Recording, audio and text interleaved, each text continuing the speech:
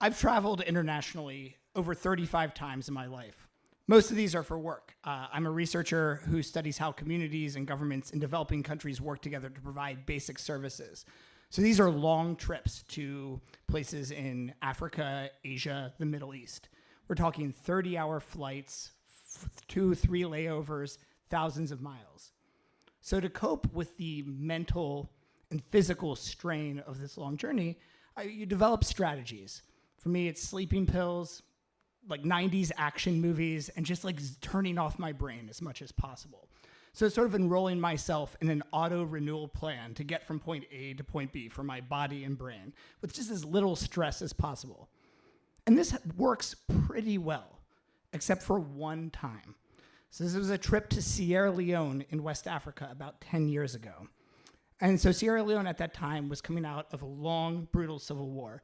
And it was on the bend, it was bouncing back, but it was not a tourist hotspot yet.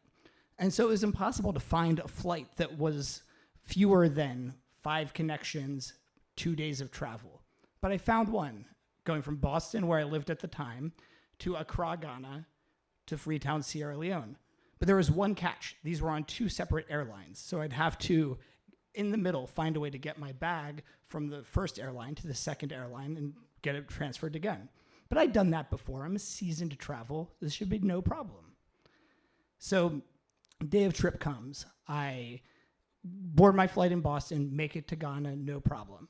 Land in the airport, find the first uniformed airport official I can find, explain my situation. He looks at me and says, "I got you." I'm like, all right, this is going to go well. He goes over to a door in the wall of the terminal and just knocks on the door. And a uniformed armed guard opens the door and ushers us through. And we're in baggage claim without passing through passport control or immigration. And I'm like, all right, this is feeling not great, not so automatic, but I'm going to go with the flow. I'm on mission. So we get my bag. He goes, wait here. I'm going to get your bag on your new flight. I'm like, all right. But 2 minutes later, he comes back. My bag is handed off. We go back to the armed guard. They have a brief conversation. Door opens. I go through. I'm on my way. All right, feeling good. This was easy. So a few weeks later, it's time to come back. Get from Freetown to Ghana, to Accra. See my guy again. He's like, my friend, are we getting your bag again? I'm like, yes, you know it, man. All right. So we go, we're back to the door. I'm a pro at this point. We do the knock, the door opens, we get my bag. He says, I'll be right back. Same as before. This time, he's not right back. A few minutes pass. All right.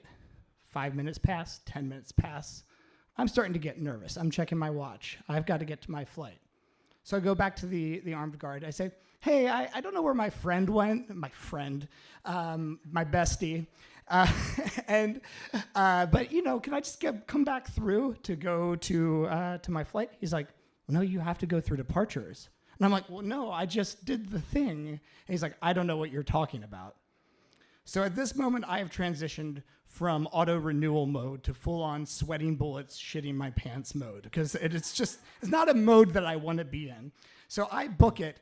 Maybe the first time ever someone has sprinted out of arrivals right back into departures. I get in line. I go to passport control. I hand my passport to the passport control officers, and he's looking for the page that has the stamp that says, this doofus is legally in Ghana.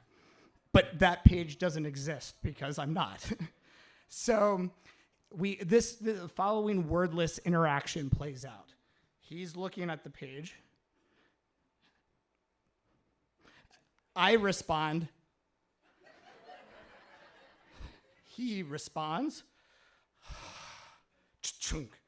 And I can only at that point respond and sprint my way to my gate, onto my seat, where I'm just sitting there looking at the door, waiting for the armed guy to come and take me away.